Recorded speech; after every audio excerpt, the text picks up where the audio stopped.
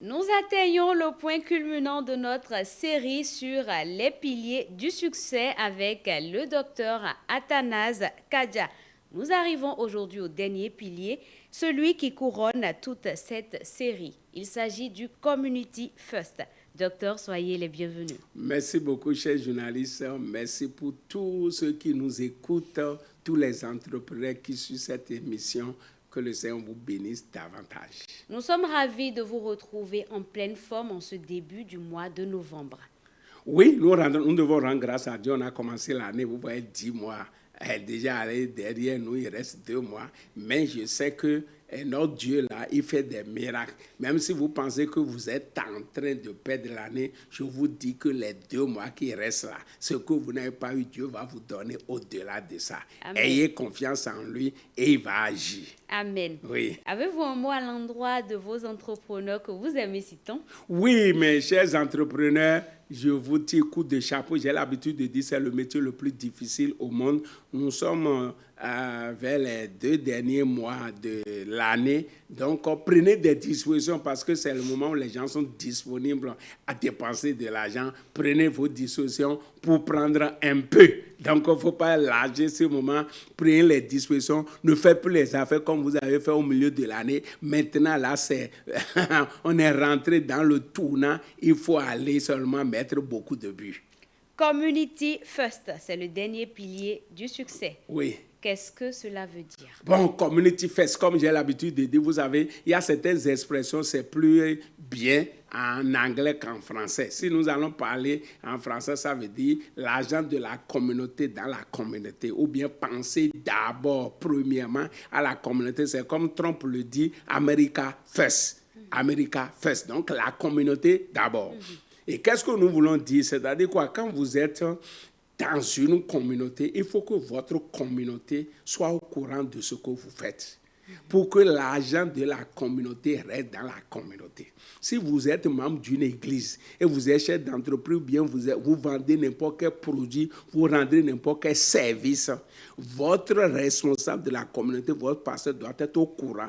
Et on doit tout faire pour que toute l'église, toutes vos églises, quand nous prenons une dénomination, c'est beaucoup d'églises ainsi de suite, pour que vraiment les gens connaissent le produit, parce que vous ne pouvez pas avoir quelqu'un dans la communauté qui est en train de vendre un produit et vous envoyez l'argent ailleurs. Les autres communautés ne fonctionnent pas comme ça.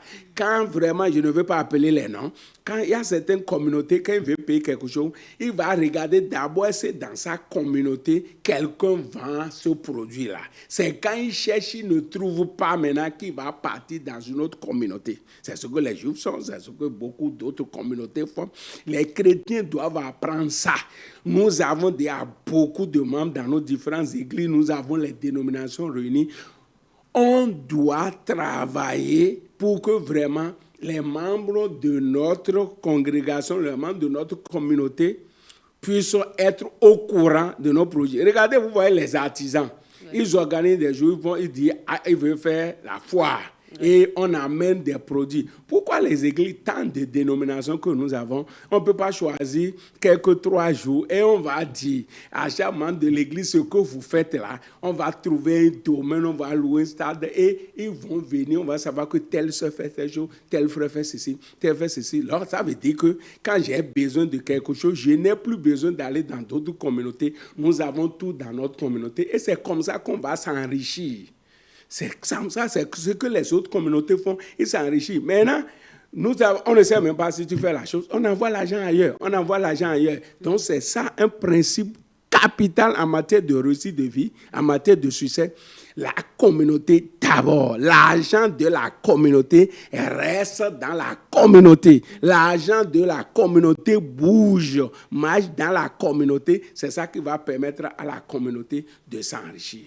Docteur, rappelez-nous l'objectif principal de ce pilier pour un entrepreneur. Voilà. L'objectif principal, c'est de se faire connaître d'abord de sa communauté.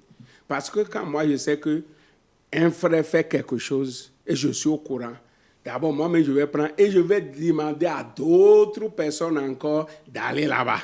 Vous comprenez? Donc, en faisant comme ça, vous êtes en train de sécuriser le business du frère. Il y a certaines personnes, c'est quand ils ont fait faillite parce qu'ils ne vendaient pas comme il faut. Parce que quand il n'y a pas de vente dans une entreprise, l'entreprise va faire faillite. Vous comprenez cela? Donc, pour ne pas faire faillite, parce que quand on parle d'entreprise, on parle de client. Quand il n'y a pas de client, il n'y a pas d'entreprise. Parce que l'entreprise veut rendre service à des gens, à des clients. Maintenant, si une entreprise n'a pas de clients, l'entreprise là va faire faillite. Donc, pour que l'entreprise ne fasse pas faillite, il faut que d'abord les gens de la communauté aillent là-bas bénéficier des produits, des services et vont parler de bouche à oreille. Et vous allez voir qu'il serait difficile à un frère en Christ de faire faillite dans ces entreprises. Il serait difficile à une soeur qui a commencé à faire de petites activités de chuter, mais va grandir, va grandir, va grandir. C'est ça qui fait grandir l'entreprise, c'est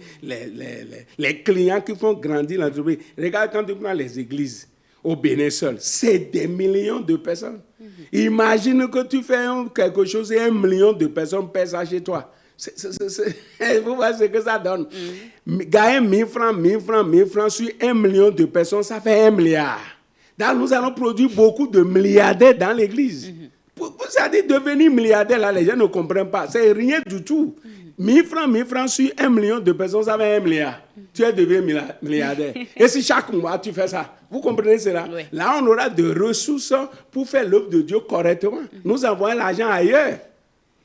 Même avant ça, on fait trop d'importations. Pour un pays aussi, si un pays ne pratique pas ça, le pays aussi ne va pas évoluer. Communauté fait ça. Il faut que l'argent du pays reste dans le pays. Ça veut dire quoi? Les producteurs, les artisans qui produisent.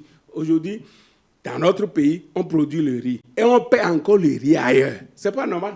Puisque quand vous payez le riz, venir d'ailleurs, vous êtes en train de payer le salaire des employés, des travailleurs de là-bas. Ouais. Alors que si au Bénin, il y a des gens qui produisent, l'argent va rester au Bénin.